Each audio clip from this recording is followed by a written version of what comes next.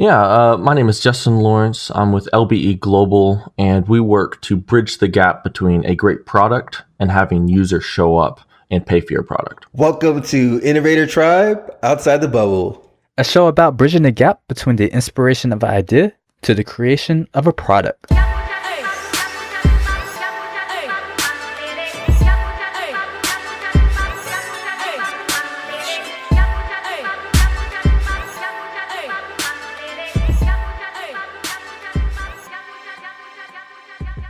Ahmad, what's going on, brother? What's good, Toye? How you feeling? Oh man, I'm feeling really good. I'm actually pretty excited. I'm getting ready to head down to ATL for my little sister's graduation. She's graduating with her master's. Oh, that's what's on up, Friday. man. That's what's up. That's what's up. Shout out to the little sis. It's always exciting to see, someone's family reaching their goals, new heights, scholarship, all that good stuff. And then plus, I love ATL. I enjoy Georgia peaches. Georgia peach. Okay. I like Georgia peaches too, man. Thanks. I might have to try some when I get down there. It's a great fruit. It's a state fruit too, by the way. I think. Yeah. Okay. Well, this isn't a fruit podcast, so. No, it's not. So we should change the subject. Yeah, but I definitely do like peaches though. Anyways, what's going on with you, man? Did you get that property yet? Did you secure the property yet? I thought he was about to say, "Did I secure the bag?" But I did. And the property's still under contract. I have contractors coming out. Yeah, we're trying to close May 25th. Just a lot of man. I feel like I've been maturing exponentially just within the time span of getting this property. But I'm excited. It's good stress to have. Secure the real estate. Secure the real estate, indeed. Let's sound the alarm. I like that. Secure the real estate. But this isn't a real estate podcast either. We're here to talk about one of my dear friends and like an awesome technologist. His name is Justin Lawrence. And Justin Lawrence of LBE Global, sharing his story about working on his product and companies, as well as helping us build our actual website, innovatortribe.com. I'm very excited to not only have him on the show, but to announce that innovatortribe.com is now live. Yes. Shout out to Justin and his team for just doing some awesome work on getting innovatortribe.com up and running, and just the whole LBE Global team. They're so awesome, and I'm happy he's able to come on the show and just share like with our audience on ways to interact, because he's a technical founder, and so he shares some really good gems for non-technical founders to attract people like himself to join your team and be able to build some great products, and there's a lot of gems in store. Yeah, I mean, he literally walks through, steps that you can take to secure that technical co-founder if you don't know how to code, or if you don't have enough money to, actually pay a developer. So, definitely look out for that little tidbit. One of the things that stood out to me as well was he actually talks about, once you actually have a product, you want to make sure that you actually have people that are going to buy it, right? So, having a plan once you actually launch your product, like, do you know where your target audience is? If you don't, you need to find them. And he, highlights that and really hits hard on the point of, making sure that you have a launch plan once you actually have your product done. Yeah, and he keeps it like straight, no chaser, as I like to say. Like he digs into his personal experiences with like hitting those type of hurdles when building LBE Global, and then previous products and apps that he developed throughout his career. So a lot of gems within his personal story. We also dive into the differences between a B2B or business to business approach versus a B2C, also known as like business to consumer approach, and just the nuances and different strategies that you have to consider as a technologist when positioning your products in those different type of demographics. But so many gems. Like it's just like it's a lot. So you need your pen and paper. You may need to put this episode on 0.5 to slow it down and just consume and absorb all of the info, but you'll definitely get a lot out of it. Yeah, so make sure you grab your pen and pad, and please don't forget to hit subscribe, and make sure you get the updates and when we actually push out new updates and new podcast shows for you guys. Like I said, we just launched innovatortribe.com. Make sure you go to the site, check it out, give us feedback, and we created the site to really have a centralized place where you can find our episodes and find the show notes and find all the information around Innovator Tribe and Outside the Bubble. So subscribe and check out the website. Let's dive into the show. Let's do it. Cool breeze.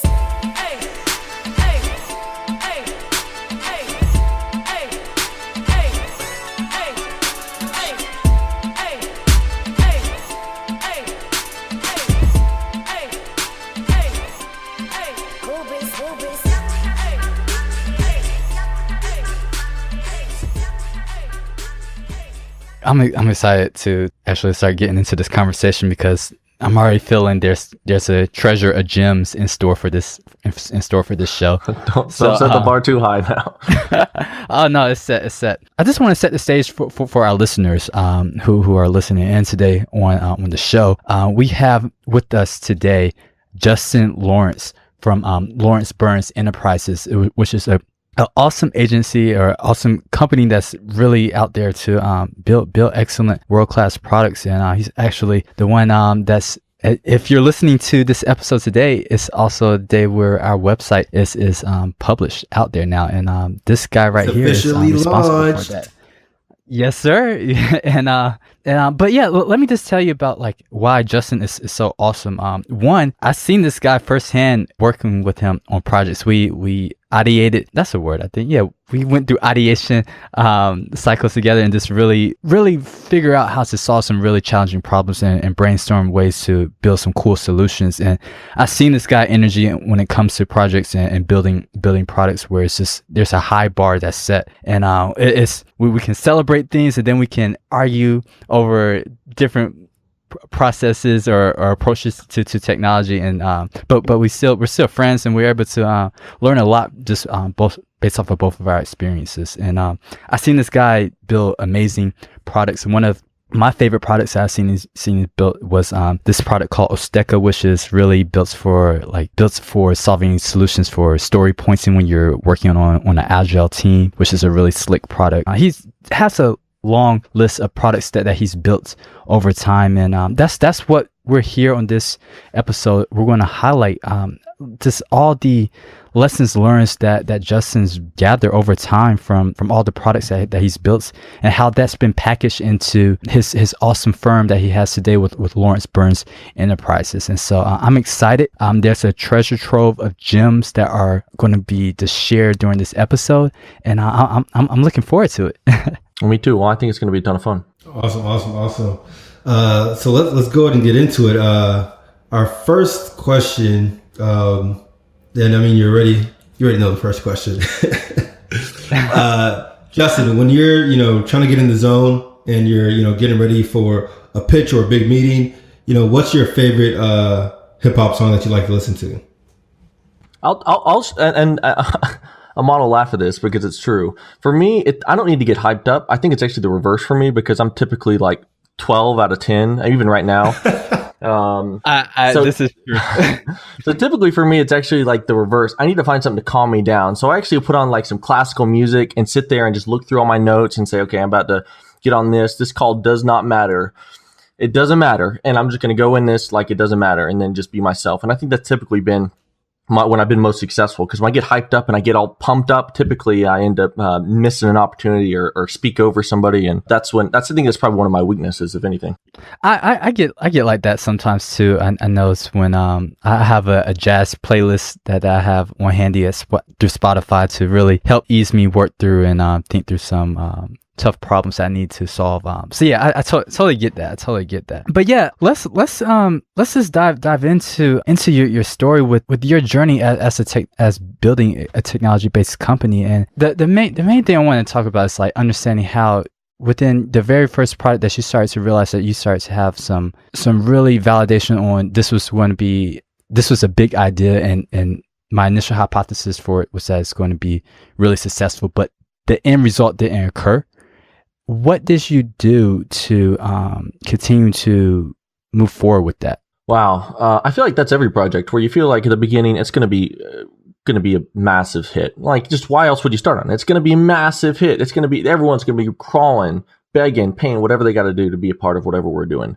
And then you get into it and you finally build it and you realize, well, wait a second, nobody showed up. And then that's where you kind of say, okay, I can either quit or I can pivot, So that's typically where we say, okay, let's go back to the data. Let's see what it is that where are things going wrong? Okay, people aren't even showing up. So it doesn't even matter what our pitch is. They're not even getting to hear it. Okay, well, why aren't they hearing it? And then you get to break all that stuff down. What I'm realizing is, and this is kind of where a lot of what I do now comes into play, is I realized that I should have had a lot of those thoughts about how are we going to track it? How are we going to prove it? How are we going to know that this is going to be successful before you build the product, and then build the product to match that instead of the other way around? I think we should kind of take a step back here, and because I think there's definitely opportunity to kind of dive into your approach to product development, and even your approach to even launching new products. But I think people want to know okay, so the company that you're working on now, what led to you actually working on that company. And one thing I saw was it was kind of like an iteration, right? It was you were able to take different lessons from different things that you had worked on. And I remember what it was. The answer was, you said build something fun first, then build something that people want, and then build something that people pay for, right? So can you talk about, what that looked like for you? The reason I said that, I'll go with that. The reason I said that is because if you're going to build something for fun, hey, build it for fun. Hey, that's cool. That's awesome. And then you kind of separate whether it succeeds or not. You can just build it for fun. But if you're going to build it to the point that people are actually willing to pay for it. But typically there's that middle area there where you're just kind of building stuff and just seeing what sticks. I think one of the times when people put a lot of pressure on themselves, it's like, okay, my first shot at it didn't work, therefore it didn't succeed. And I think that that's not fair. I think there's that process of saying, hey, I'm going to build something. I'm just going to have fun building it and just get used to the idea of building something. And typically the best products are when you had a lot of fun building it, because it kind of, you can feel that in there. But over time you mature and you start to realize that, okay, the market actually picks whether this is successful, not how much fun it was. And then you can actually get used to building to market expectations. And I think that's actually where you start to have some success, when people start saying, hey, I want this feature, and you say, well, that's dumb, that's not at all in line with my vision, but you build it anyway. And then that's kind of where you turn into a business, not a hobby. But I think you need to go through that process too. And I think just going straight to a business can sometimes you miss the magic of building things, and sometimes lose out a lot of great experiences. So what was that one thing that you worked on that was just fun?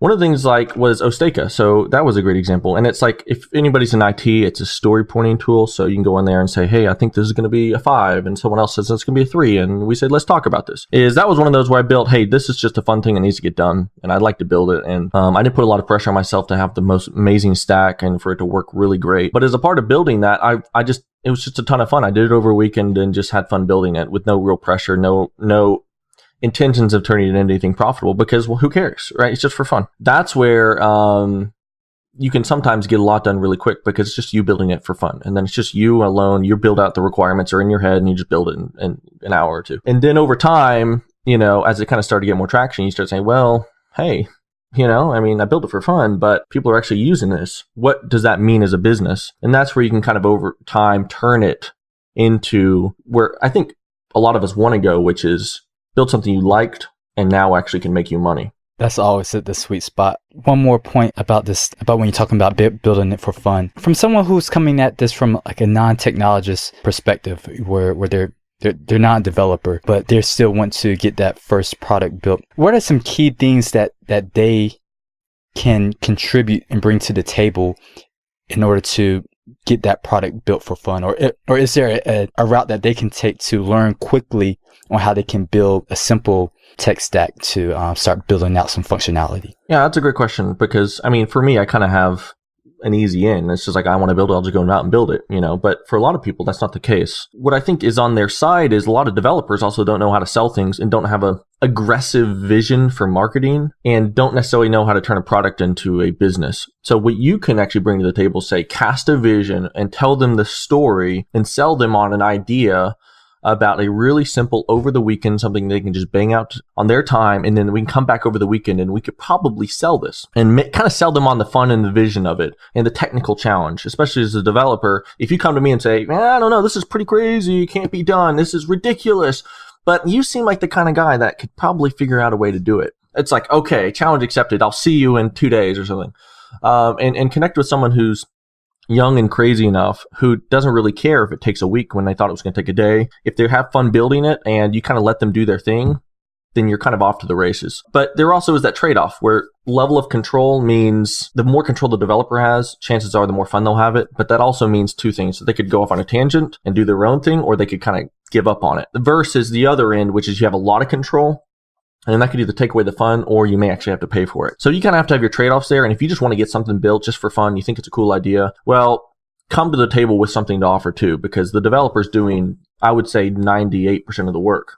And the idea, I would say the idea is like 0.01% of any process. The idea is kind of garbage. Who cares? So if that's all you're bringing to the table, then the developer really is the owner of the project. So if you want to bring more to the table, like, here's how we're going to do it, and here's my ideas, and here's my implementation, and here's, if it were to be built, here's my entire marketing strategy with proven examples and case studies, then you're more of a force to be reckoned with, and people are going to want to gravitate towards someone who's got a plan. That's such a great point and such a great question about it, I gotta say. I feel like a lot of people do have those sorts of questions and they really don't know how to approach somebody that does have the technical skills. And, being that you are literally, cause I'm guessing you currently do have maybe at least a couple projects or, maybe one project that you're working on that is kind of a similar sort of arrangement where somebody came to you with an idea and you decided to take it on. Yeah, not so much nowadays. I would probably say when I first got started, I probably had about 4 or 5 of those where I was like, man, that's a great idea. Oh, that's a great idea. Oh, man, you making a good point there. The math is adding up. I'm going to go for it. And I would take on all these little projects because I just wanted the challenge and wanted the camaraderie of someone to be working alongside me and be excited when I pushed up a change. And I think the similar place where I was, there's probably hundreds, if not thousands of people in that exact same place who would be in that position. I'm in the point now to where I'm a little jaded and I've kind of been there, done that with projects where someone comes to you like with this sacred gift that they're bestowing on you in secret in a dark room after signing an AMA. Here you go. Here is my idea. And you're like, man, like an idea is worthless, bro. Yes. Nobody cares about your idea. Your idea is garbage. Show me your mock-up, show me your marketing, and show me your strategy, and show me how this is different.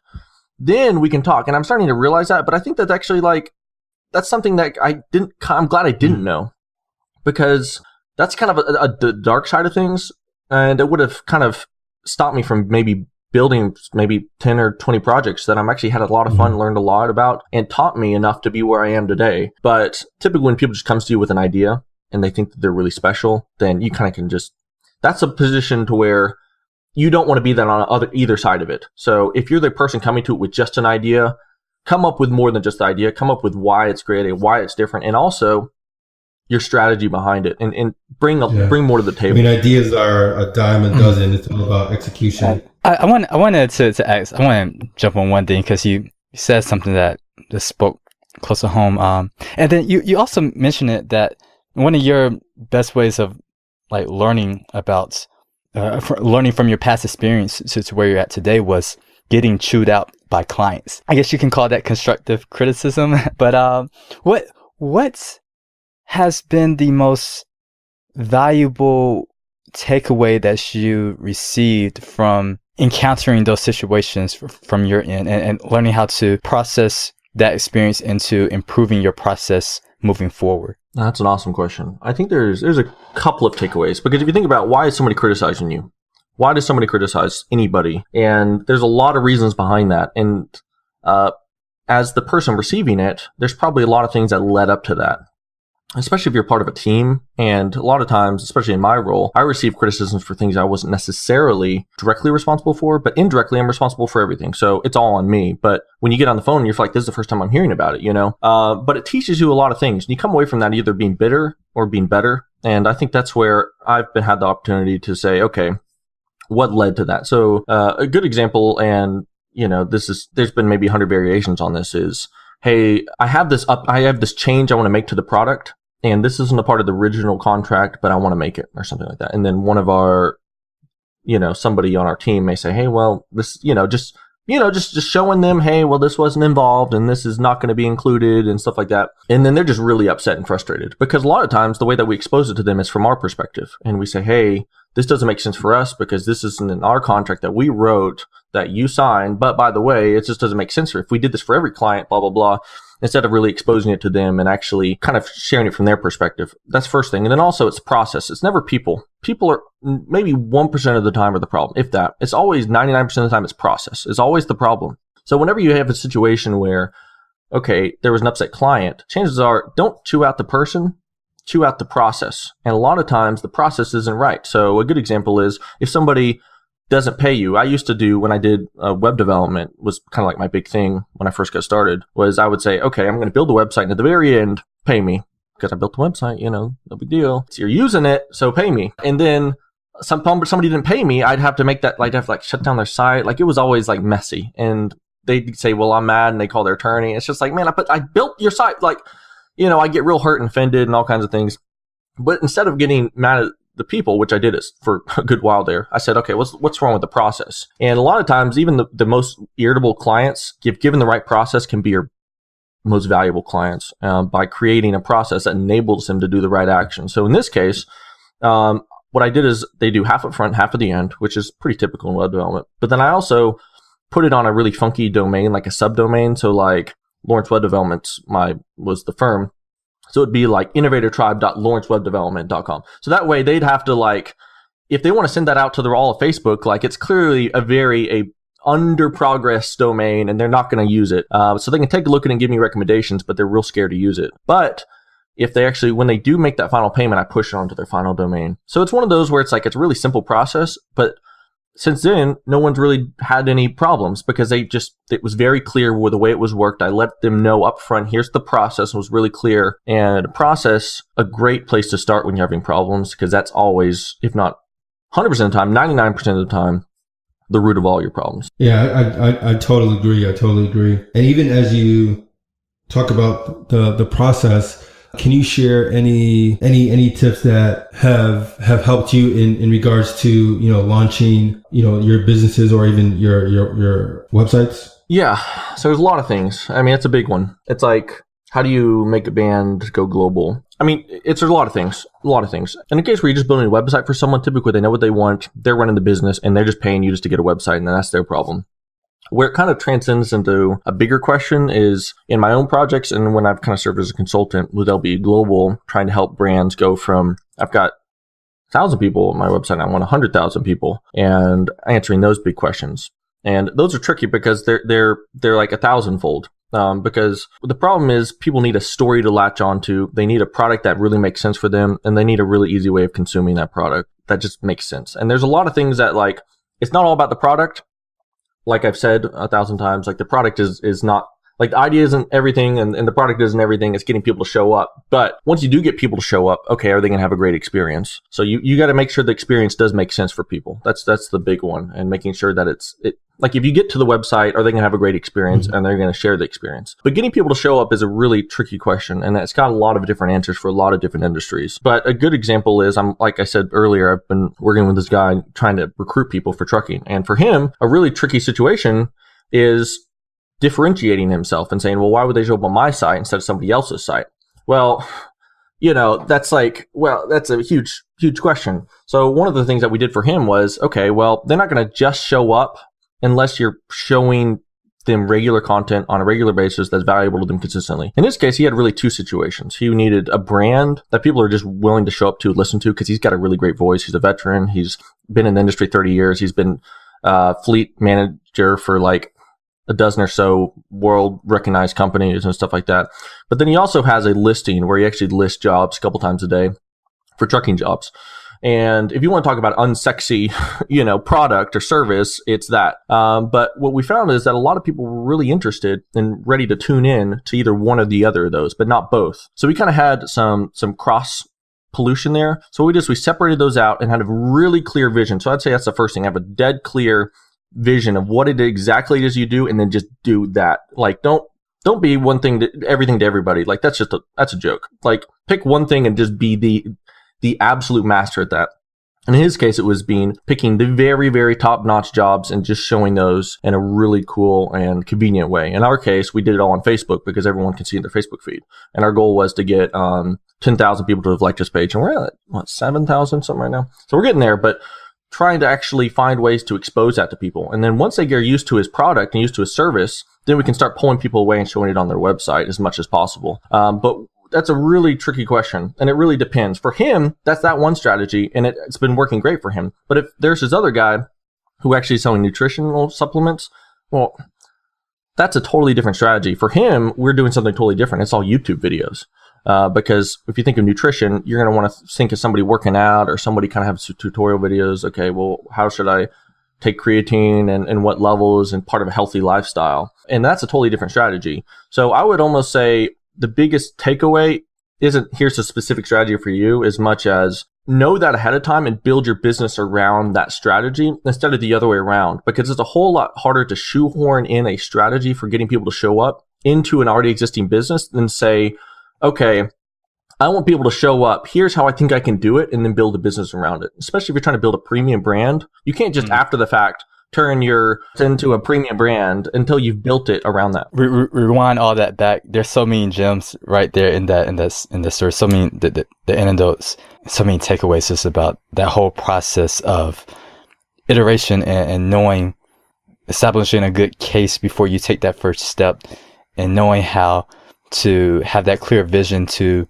turn that into a sequential roadmap that you can benchmark against and see your progress along the way, and knowing that initial hypothesis that you may have made initially, how you can structure a flexible system that can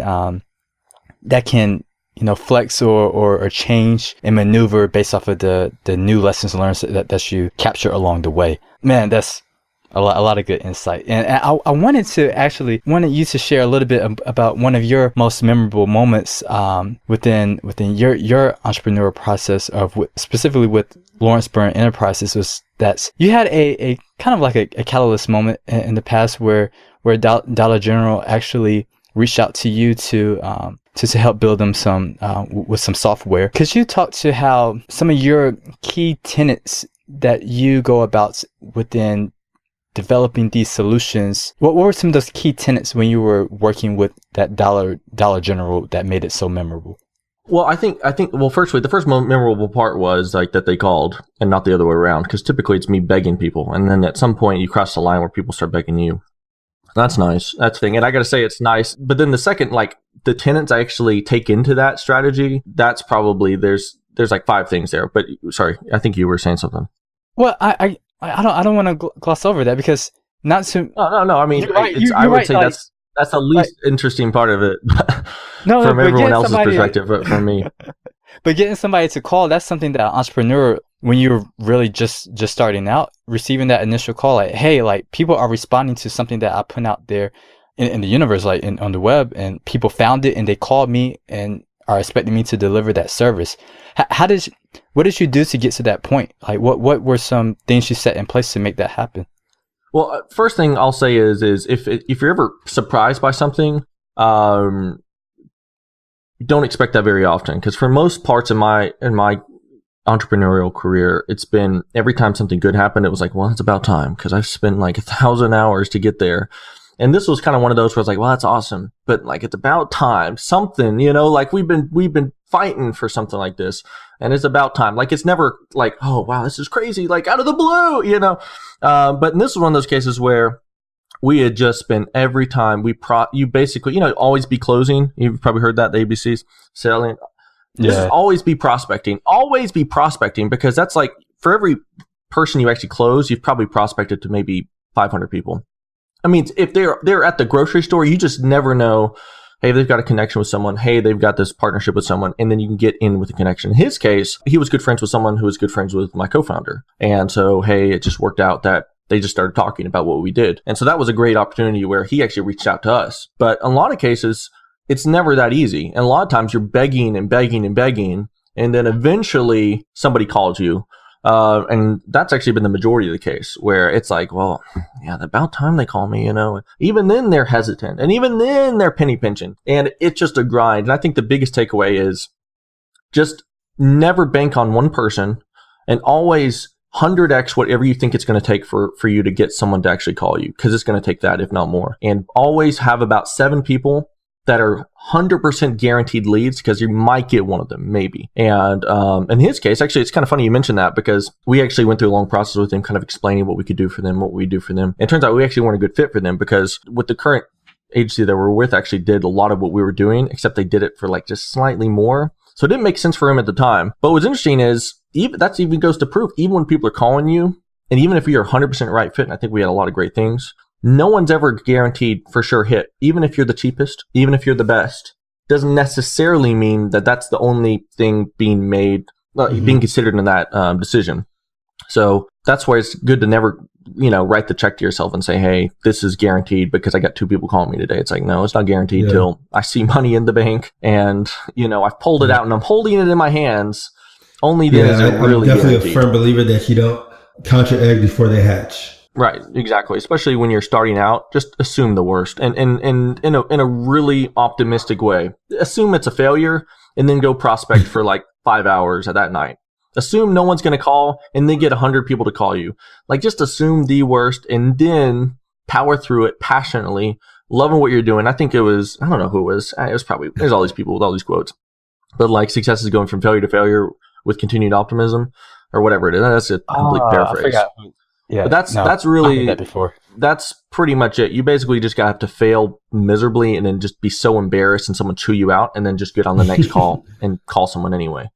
That's basically what it takes to get any level of success. That's persistence, right? Perseverance is key, to starting any business or, pursuing any goal. Perseverance is definitely a very important character trait to have, I should say. So can you talked about, kind of your offline strategy. Can you talk to more of your online strategy? One of the things that you've brought up is, you can build it, but build it and they will come. Like, we know that is not how it really works, right? So, can you share some of the online strategies that you use, that you help your clients with, as far as getting their businesses or websites to the world and getting some traction? Yeah, and this is kind of like a lot of the other things I'll say. I'll kind of initially say this, that whatever strategies may have worked for other people, the only reason that they worked is because I probably spent maybe a week running thousands and thousands of tests just to see what worked for them. Because even within the same industry, a good example is Dollar General wanted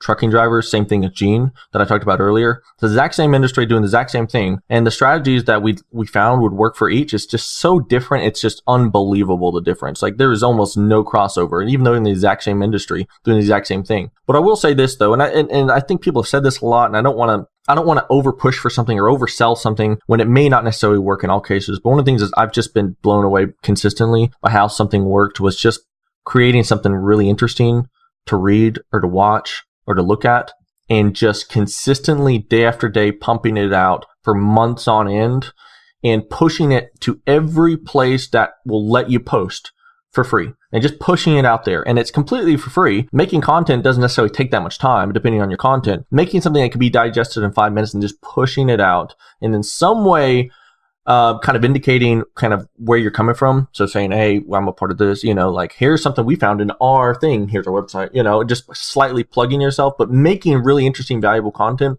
months after months after months after months. Just has ridiculous amount of results for little to no price. And I think a lot of different people just don't think, well, my industry is kind of boring, kind of lame. Well, that's you talking. That's not the marketer that you can become talking, because the marketer that you can become can look at anything.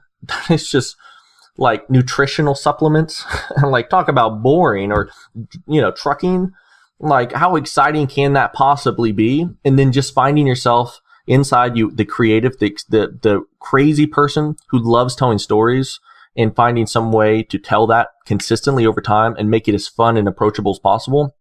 And then finding cool communities that already foster that, and then just hammering them and becoming a celebrity there. And I know this kind of all sounds like, well, abstract and nebulous. Well, it kind of is, because you really got to find out what works. Like, a good example is posting to Reddit. I mean, talk about potentially getting lost in the noise. But if you make it and you're consistent enough, you could potentially get 100,000 people to look at what you've done and check out what you've maybe, 1 out of every 10,000, check out what you did. But if you got enough people take a look at it, hey, that's all it takes. And it depends on what you're doing, because if you're doing B2B stuff, you're not necessarily just trying to get your name out as much as you're trying to get in that meeting where the decisions are made, or you're trying to get that one-on-one referral. And that goes a whole lot longer than just being on the TV or something like that. And if you're just trying to get out a brand, something nebulous like a brand, good luck. Because it's so hard to sell something just like abstract, especially if you're small. Go really focused, be really intentional, have one little thing that you do really great and come up with the mythology around it, and then pitch it as hard as humanly possible using really great and valuable content as consistently as possible, and then pick free places and do a ton of experiments. See what post it just gets liked up beyond your wildest dreams. And if you find out, hey, this is consistently working, then and only then pick some money and pour it into it and see what works. Because typically what works good for free is going to work at the same rate, just in a higher sense, when you pay for it. So find out what works for free. Why not? And then push that. I mean, that would be my one recommendation, just not knowing everyone's situation. But that's like a good a freebie that everyone can at least try and see where they get with that. That was great. And I want to get that story to be a little bit more personal, Justin, and a little bit more retrospective from your past experiences as well, too. The question is, how was that specifically for you when it came to learning your playing field with Closing Docket, and then taking those lessons learned and moving it to the product that you were doing for fun with Osteka, and then really encapsulating all of those experiences into how you discover your playing field with the Lawrence Burns Enterprises now, and delivering the solutions and having the success today. And because I feel like you're matured in your process for learning the playing field, and there are probably some strategies that you just live and die by now for engaging in each new project that you encounter. Yeah, so I think here's one progression of the many, I guess I could probably see from those three that you mentioned, was Closing Docket, which, if you guys don't know, is basically for closing attorneys to keep track of all their documents. And that's B2B to the core. I mean, to the core. Like, there is, you can't even go to an individual attorney and sell it. You really got to even sell it to their boss. Then and only then, after a huge, slow cycle, do you finally get someone to actually buy into it. And even then, once they buy into it, their likelihood of buying into it doubles or triples if you bundle it with some other package as well. So that way, hey, we've been looking to overhaul our everything. And part of that is our marketing strategy, and we're also going to try and do a social media strategy. And that's actually where we found the most amount of traction with attorneys, is like, just, you've been looking for someone to come up here and clean house and just spruce everything up. This is a part of that package, because even then, people don't want to shift something. And if they're going to shift something, they're going to want to go ahead and let's just get everything cleaned up. So I learned how to actually talk to B2B and actually make cold calls to businesses and attorneys and people that just don't want to hear about you or don't really care and do not want to change for the life of them. Typically consumers, especially when you're talking low cost things, pretty much everything's kind of like the cheapest, whatever the cheapest is, it's commodity. Whatever's the cheapest, we'll just go with that. Hey, if it's slightly cheaper, but slightly better, man, it's no brainer. Why don't we go with that? Oh, these people are using it. It's kind of cool. I mean, that's not true, but it's more true than it is for businesses. So for businesses, it's like, it's all politics. It's all just like behind the scenes. Hey, I heard from this guy, I heard from this guy, I heard from this guy. And actually getting around all that is a really complex process. And I think once I realized that, and I realized that a lot of the strategies I was trying to implement to getting a business to jump on board is totally different. Like, if you're trying to get a business, like a law firm of 300 attorneys, social media strategy, like, let's be honest, they're not going to look for you on Facebook and say, well, what's Closing Docket do? Oh, they've got a new blog article. Like, that's just not how they work. So approaching that is one discovery period I had to go through, because I had to basically unlearn all these cool tricks I thought I had and actually go back to the basics when it comes to going to businesses. And then with Osteka, it was kind of slightly different, because it's kind of, you can do like a grassroots thing. And if one developer likes it, then the other developer likes it. And then they go talk to the Scrum Master and you're off to the races. And it's pretty easy to do. Like, it's almost like Slack. If you know how Slack actually got built out, the messaging service, it was a lot of the same thing. So that was a totally different approach. And for that approach, a lot of these little things, like just posting in Reddit and just being kind of like around and answering questions and like just getting in people's conversation, say, hey, by the way, have you tried this? Oh, this is kind of cool, and they say, well, we'll get our guys to use it. And then it's pretty easy to actually, some things take off a little bit easier than others, but at the same time, Mosaic is also really hard to monetize because it's like, well, what are you paying for? What can I actually add in there to make it charge for it?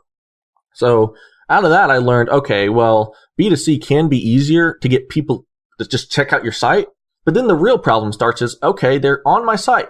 Awesome. My bank account isn't showing it. So who cares, And then that kind of is its own problem. In some ways, it's more frustrating. Well, some people would say it's not if you haven't been there. But trust me, when you get there and people are just showing up at your site and they're not paying, that's pretty frustrating too. That's not really rainbows and sunshines either. That's pretty painful. And then with LBE Global, we kind of wrap that all up and we kind of creating solutions for people who kind of come with, they just want users, but typically that's not all that needs to be resolved. It typically is all of the above, whether they're marketing to businesses or to just consumers. So in some cases, they might need a website tweak. Sure. Okay.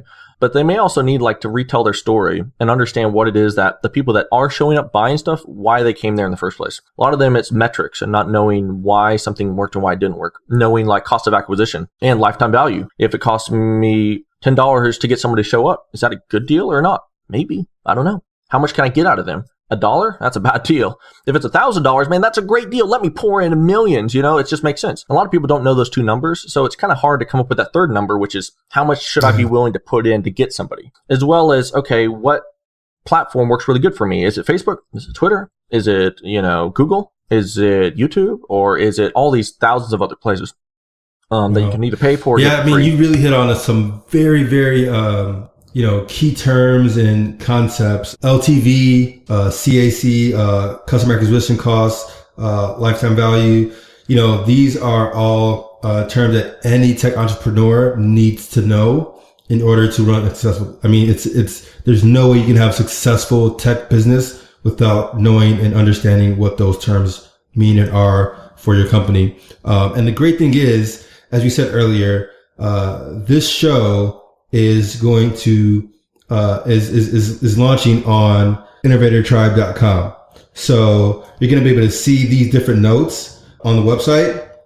It's going to be a little bit more fleshed out than just what you see in iTunes or Google Play. So I just wanted to point that out.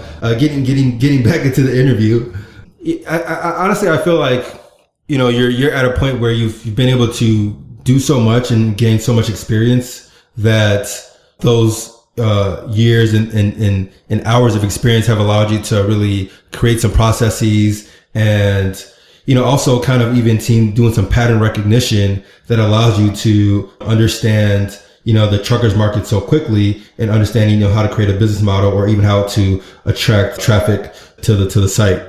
But my question is, how do you, even right now, as somebody who does have a lot of experience, how do you manage these different businesses that you have going on at the same time? Great question. That's a daily battle.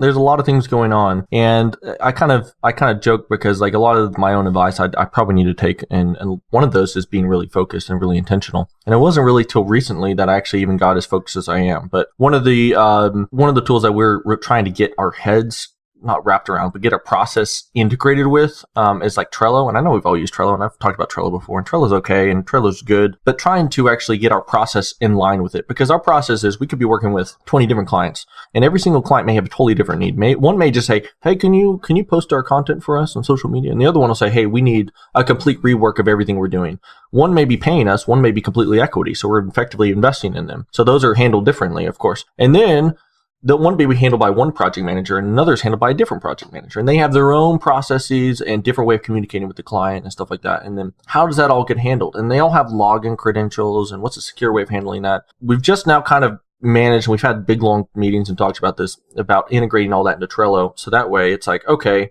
you almost have a board where all the projects are. So you can at least see at a 30,000 foot view what's going on. Where's the company? Are we successful right now? And then if you kind of are interested in a particular project, or you're spending all your day on a project, diving down into an individual board for each project. And that's kind of allowed us to have some clarity. Okay, well, everything is right where it should be on the project perspective, but this particular project is behind. Allows us to have that big view, long view, large view, but also zoom in and actually pick out how a project is actually progressing.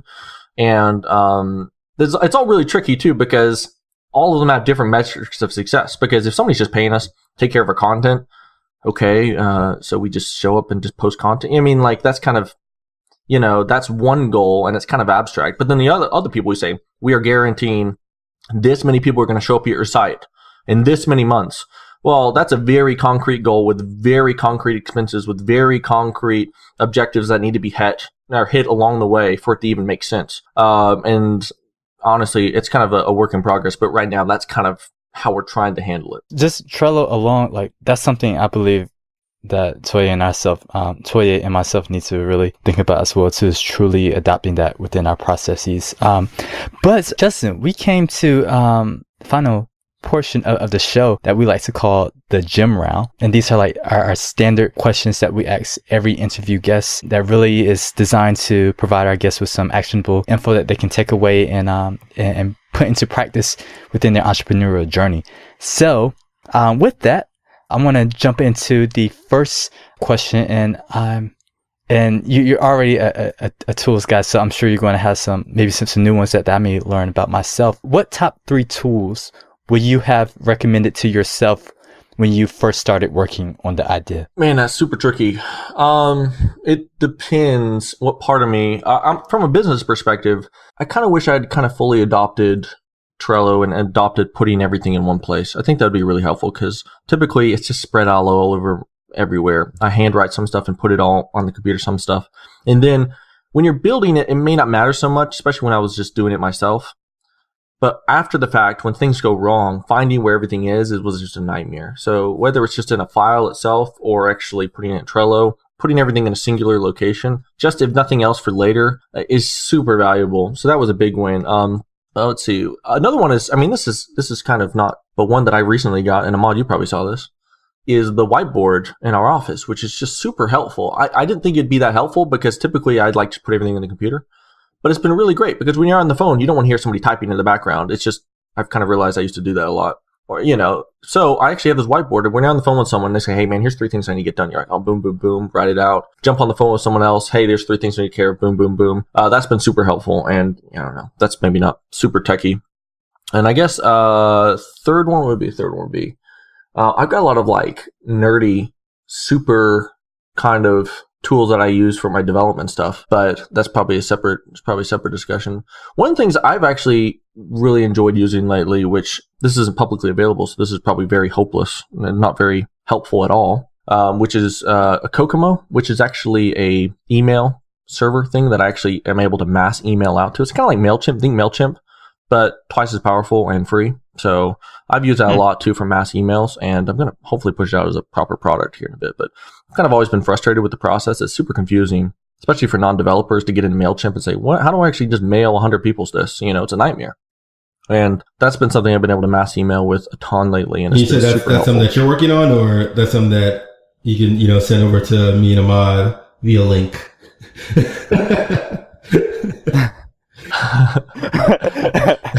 I could probably send you a copy of it. It's on a public domain. It's just it's like a funky subdomain, but I could probably send it to you. It's in progress, and it's actually usable right now. It's just not really pretty, but we use it for internal stuff. And that's one of the things when you're a tech firm, and there's a good and bad side of this. One is good is if you need something, just build it, because you can just do anything. But then it's also a bad side where you said, I could have spent 2 months on this one little internal tool that doesn't even, who cares? Nobody's paying us for this.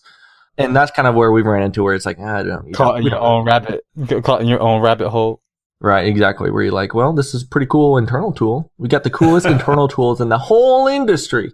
But nobody really cares. But I think there's a market for it. Hey, that's true. I think there's a lot of potential with a lot of internal tools, because a lot of people, especially B2B, they don't know there's much of a problem, and they're not really willing to put in. It's like, they all could be internal tools, and then putting together in a suite of tools could be pretty useful, especially for entrepreneurs.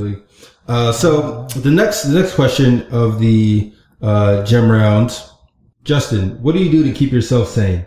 Oh man, apparently whatever I've been doing didn't work, because I'm going pretty crazy. I would say in this, not just to get too metaphysical or anything like that. It's just really having a great team that you can just call up and just say, here's what we're working on, and being able to talk to anybody on your team and just say, hey, here's what we're working on. I'm worried about this. I'm stressed about this. Or, man, this could be huge. Just be able to talk about it. Like I've got my co-founder, Zach Burns. I'm able to call him up and just say, hey, I'm really pumped about this opportunity. I'm thinking this could be the next big thing. I mean, Dollar General. I mean, this could be huge. They got 30,000 trucks. Hey, we're building the software to go inside trucks anyway. So why don't we just go ahead and sell it to them? Hey, it's a no-brainer. And he's like, well, that's nice. That sounds good. But remember, let's go to the basics. How many people have you prospected to today? Well, one. Well, why? Well, because I'm thinking the next thing could be the big deal, And that's typically where I go, is this could be the next big thing. And he's saying, well, let's stay focused. Let's get back to the basics. Have you prospected today? Have you actually talked to new people who are willing to pay us today? And the answer is typically like, well, no, not as much as I should have. And having a good team that's really able to kind of do that with you. And even my lead developer, who technically is, I say lead, he's more like a vice president of development. That's probably what he's really called. And even though in theory I've hired him, but the reality is he knows better about 98% of things that he's working on than I ever will. And being able to go to him and just put something in his lap and he can bring back a really nice solution is just huge. And if you kind of are working on your own, or if your team isn't necessarily, you haven't trusted in your team or invested in your team, then you're not going to necessarily get the results to be able to do that. Because sometimes you think, I could better do this on my own. Well, give it to your team. Get a team that you trust, and you'll find in certain situations you can just dump it in their lap and then forget about it and come back with something better than you could have ever done. Like, that's huge. And that's something I've never been able to do until LBE. And I actually kind of gave up a lot of control. Yeah, that team aspect makes things a lot more smooth when you have that trusted person that you can work with. So yeah, we have just two more questions for this for the gym round, and the next one is related to, I know you're a big reader, and so what is your favorite business book? Man, it's hard to really narrow that down to one. I probably could give you 10 or 20 or 30. Oh, I know you can't. Because Amon knows this. I've been trying to do like a book a day for like the last 8 months, and that's probably what I spend most of my day doing. So here's one that I would say, just if you're talking just one, if you're just going to read one book, and you're kind of like somewhat inspired, you just kind of want to take the next step. 10X by Grant Cardone is just absolutely insane. It's ridiculous. Like, I don't care if you're in it. Like, if you're just trying to think strategy and you want to know specifics, maybe not the book for you. But the reality, that's probably not where we fail. Where we fail is just not setting our expectations and setting our effort level high enough. And basically, his general principle is, whatever you think it's going to take to get there, 10x that. Oh, you're going to think you're going to need $1,000 to build this project. Guess what? It's probably going to be 10 times that at least. And by setting your goal really high, or setting your expectation of how tough it's going to be really high, you also dramatically increase your level of being successful. And that's one of the things that I think has been really critical in my kind of graduation into some levels of success, has been like, I just assumed the worst and then put forth that much more effort to say, even if it's going to be this ridiculously expensive and unattainable difficulty, I'm still going to be successful. And here's how. I'm actually going to put a plan for that. And if that's not your thing and you want real specifics, I'm reading a book on actually PR and marketing. Actually, let me see if I pull it up here. I'm actually doing an Audible. I try and do Audible as much as possible because I'm always on the go. Let's see if I can pull it up here. The New Rules of Marketing and PR, which is just absolutely insane. It's like 18 hours on Audible, but it's just so good. Oh, wow. And it's all about specifics and kind of how marketing and PR are now effectively one thing, especially when you're talking online digital marketing and stuff like that. Is it for online strategies? Is online strategy really good? Yeah, I mean, I would say no matter what you're doing, you should probably read it, because online or not, it's still the same general principle of reaching out to people and providing really valuable content, whether it's bloggers or YouTubers or whatever it is, and reaching out to them with valuable information and actually just becoming valuable first. With really good content, and then secondly, follow up with compensation and stuff like that. So it's really kind of leading with value, and I think that's been pretty common nowadays. There's a lot of books on that, like Jab, Jab, Jab, Punch, another great one, kind of on leading with value, but at the same time, like, it goes into really lot of detail about the specifics of that. That's definitely what I'm going to add to my list. So Justin, our last question for the gym round is, what is something that you do not want an app to replace? I don't know. I'm a really firm believer in technology, maybe to a fault. Like, I think the whole thing of like, people are all freaked out by it, and they probably should be, and I probably should be, is apps replacing everything, and you know, like, all these devices sitting in our home listening on everything we say. But it's only ever been helpful for me, and I think sure there's people selling it, and sure there's all the capitalism and dark corners of it, and definitely. But I think there's almost always an improvement to be made by at least taking out the part that we're least effective at as humans and replacing it, automating it in some level. But with that being said, I think something that you really can't automate as well, I don't think, at least in my experience, is storytelling. And storytelling, what I mean by that is, in my case specifically, is telling the story of a company and why you should buy them. And that's all storytelling. I mean, it's just straight up like, short story 101. You basically got to find a reason that, okay, something's not interesting is interesting, and actually creating that. I think that there's even robots can write code nowadays. I mean, it's just ridiculous. So I don't even say code's not out of reach, but I think kind of hitting us emotionally is something that still isn't as easy for computers and apps to do. And I think that that's something that I think we still have our place as humanity and ownership on 100%. And like our favorite movies weren't written by computers, stuff like that. And I think that's kind of where, I don't know, I'm still hesitant on. That's the first time I heard someone say storytelling, but yeah, I get it. Because it's a terrible answer, and you know it. No, not at He's like, all. yeah, I've never heard that before. Like, weirdo. Not at all. Totally. He's like, but seriously. What I wanted to say, Justin, man, like this interview, there's a lot of information that our listeners can take away, and like this can take away from this show. We're going to collect all these key takeaways and tools, strategies, processes, books, terms. We're going to package that within the show notes, make it easy for you to get those takeaways. But before we wrap up the show, we want people to be able to have a way to connect with you and learn about everything that you're doing, and just be able to follow the future success that you have further along the way. But also connect with your services if they may need it as well. Yeah, sure. I mean, there's a bunch of ways to connect with me. If you're talking really informal, and in the show notes, I'll include a Reddit AMA that I'm actually doing right now that just like answering questions about like how to get people to show up at your site, which is, I think, is probably pretty core level question. A lot of people don't have really good answers to it. I don't either, but it's kind of cool to like share thoughts with people, and you can check that out, and I'll give that to you guys. And there's also, if you want to like just email me or kind of chat with me, my email is jlawrence at lbe-global.com, and you can just kind of ping me. And honestly, I'm just love talking to people. So if you just want a question or just concern or just like, hey, I just want to know, like, I just like talking to people. So just ping me, and I'd love to get back and just answer some questions and just kind of just run stuff past you. If you're interested in kind of like at a higher level, like having a deep level look at your company and seeing what we're doing or how we're doing it, why it's going the way it is, or if you're having success or little success, whatever it is, we'd love to chat with you too. Our site, as you probably guessed from my email, is lbe-global.com, which I'm sure they're going to include in the show notes. And that's kind of a good place just to start, just to see what we're up to and what we're doing and see if it kind of fits with your needs. But even more importantly than that, I just like talking to people and connecting and solving problems. And if that means working with us, that's cool. If it means you going with somebody else, that's just as cool. Definitely appreciate you taking the time out to join us on the show today. Yeah, sure. And thanks for taking the time to listen to me. Oh, no. It's a great show, man. And I'm continuing to I'm like, man, this show is awesome. This show is awesome. I love this show. This show is the best show in the world. No, but like I know you personally, and like the effort and just the work that you do is really good work, and your approach is really about helping people. And so like just speaking from personally, and as I witness your growth, just over the years that I've known you so far. So really do appreciate you being on the show and being able to share your insights with our listeners. Sure, appreciate it. And I appreciate what you guys are doing, telling the stories of entrepreneurs across America, especially outside the bubble.